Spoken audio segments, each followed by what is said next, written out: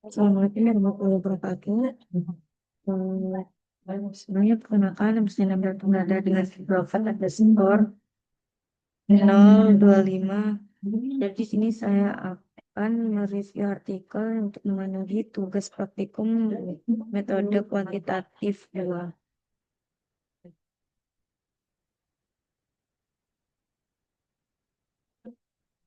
Jadi untuk artikelnya eh, judul artikel yaitu analisis dominasi keparahan korban menurut perilaku pengemudi dan wilayah Sebrayan Provinsi Jawa Timur. Nah, untuk penulisnya yaitu ada Risma Nuriza dan Mutia Salamah Amin. Nama jurnalnya yaitu Jurnal Sains dan Seni PS.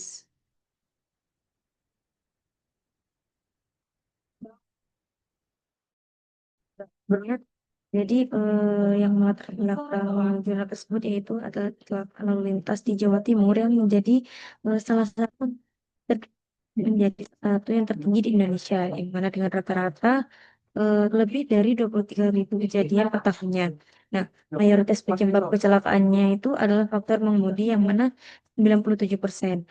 Nah, mulai dari melanggar marka dan rambu, mendahului kendaraan lain, hingga melebihi batas kecepatan. Jadi kondisi ini tuh menimbulkan korban dengan tingkat keparahan yang berbeda-beda. Ada yang luka ringan, luka berat, hingga meninggal dunia. Ya, jadi oleh karena itu penelitian itu dilakukan untuk mengetahui hubungan antara perilaku pengemudi dan tingkat keparahan korban menggunakan analisis korespondensi. Nah, mengapa saya mengambil jurnal ini? Karena jurnal ini tuh relevan mengkaji tentang masalah keselamatan lalu lintas. Nah, ini merupakan isu penting di Indonesia. Nah, selain itu juga metode yang digunakan yaitu analisis korespondensi yang jarang digunakan dalam penelitian transportasi, sehingga menarik untuk dipelajari sebagai pendekatan statistik dalam mengidentifikasi pola dominasi faktor penyebab kecelakaan yang terjadi di Jawa Timur.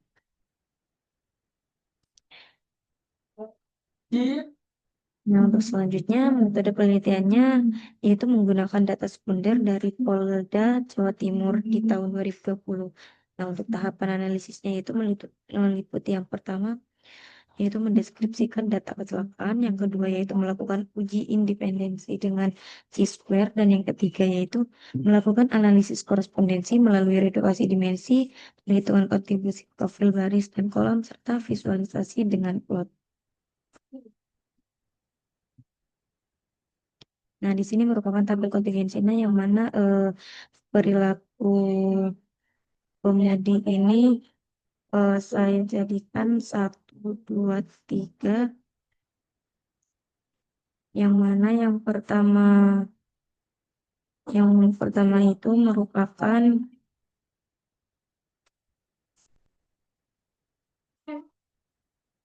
sebentar. Nah, yang pertama itu merupakan eh, melewati batas mengemudi, dan yang kedua yaitu mendahului kendaraan lain, yang ketiga yaitu melanggar marka dan rambu, dan yang keempat yaitu lain-lain. Untuk arahan korbannya, yang pertama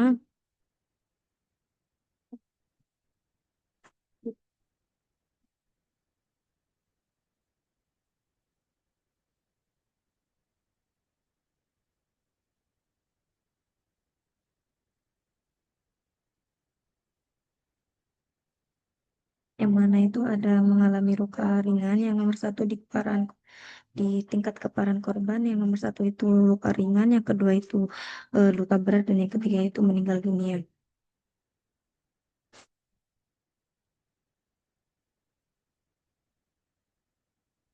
Nah, selanjutnya eh, hasil interpretasi. Sorry. Nah, yang mana untuk profil ini menunjukkan proporsi tiap kategori keparahan korban terhadap perilaku pengemudi. Nah, contohnya yang untuk karangan di kolom satu ini yaitu jika dipersenkan artinya yaitu 25,9% karena melewati batas kecepatan. Nah, yang lainnya itu bisa dibaca sendiri, yang mana artinya itu korban luka ringan itu paling banyak berasal dari kelompok lain-lain di perilaku pengemudi. Nah, yang untuk dalam profilnya ini hasil transaksi dari tabel Excel itu perilaku pengemudi ke kolom peperangan korban yang mana contohnya misalnya untuk perilaku pengemudi satu yang mana melewati batas kecepatan itu dipersenkan yaitu 87,0% untuk korban ringan. Jadi yang mana artinya mayoritas korban akibat perilaku melewati batas kecepatan adalah luka ringan. Akan tetapi proporsi meninggal dunia itu juga cukup tinggi yang mencapai 11,6%. Nah, untuk tabel summary-nya, nah di sini analisis itu menunjukkan adanya konsistensi yang kuat antara perilaku pengemudi dengan tingkat keparahan korban. Sebagaimana yang dibuktikan melalui uji T-square yang signifikan, yang mana nilai signifikasinya itu 0,00, yang artinya lebih kecil dari 0,5 signifikan.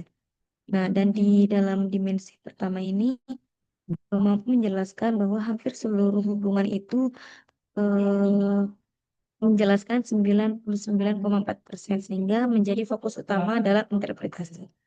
Dari hasil profil baris dan kolom tersebut terlihat bahwa perilaku pengemudi pada kategori lain-lain memberikan kontribusi terbesar terhadap korban, baik yang mengalami luka ringan maupun yang meninggal dunia. Selain itu juga perilaku melewati batas kecepatan juga memberikan sumbangan yang cukup besar terhadap kasus korban meninggal dunia.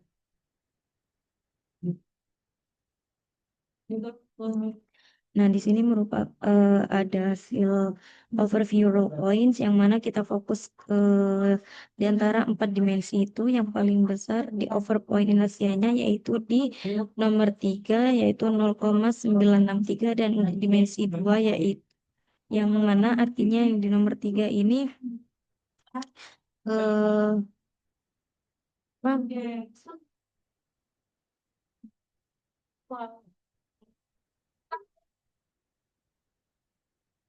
yang nomor 3 yaitu melanggar marka dan juga rambu. Nah, dan untuk dimensi 2-nya yang paling tinggi yaitu berada pada dimensi nomor 4 yaitu 0,510 yang mana artinya lain-lain. Nah, untuk di overview column points yang mana untuk dimensi di off point inersianya yaitu yang paling tinggi 0,978 di yang mana artinya keberadaan korban itu banyak di luka berat.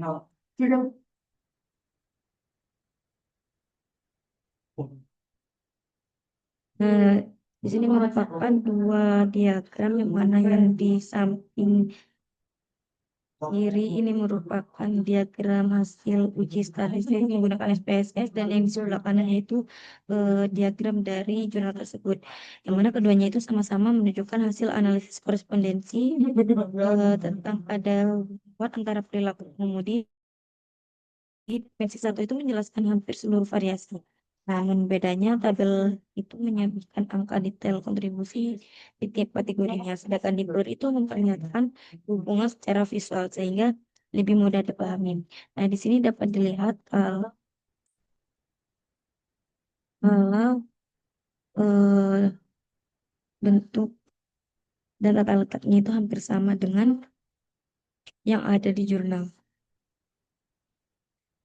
Nah, selanjutnya kekurangan dari jurnal ini yaitu hanya berfokus pada data sekunder di tahun 2020 sehingga kurang representatif untuk tren jangka panjang. Dan yang kedua yaitu faktor lain seperti kondisi kendaraan, jalan, dan cuaca itu tidak dianalisis secara mendalam.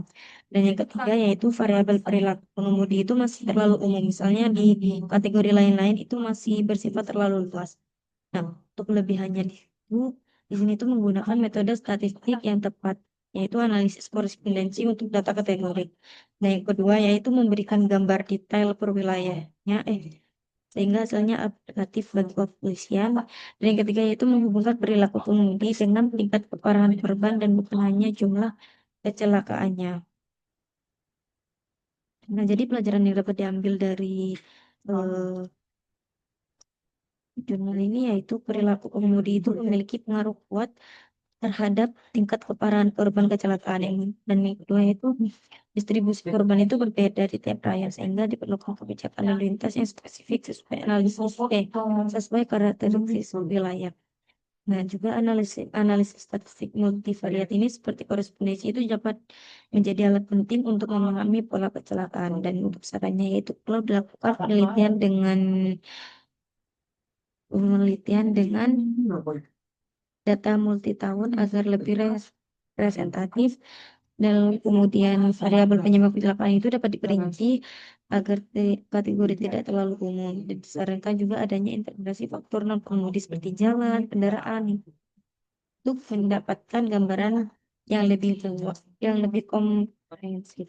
Nah, jadi penelitian itu sebaiknya diimplementasikan secara strategi pencegahan kecelakaan seperti penempatan lampu di titik rawan, peningkatan pengawasan lalu lintas, serta kampanye keselamatan dan berkendara. Mungkin itu saja yang bisa saya sampaikan. Kurang lebihnya saya mohon maaf. Wassalamualaikum warahmatullahi wabarakatuh.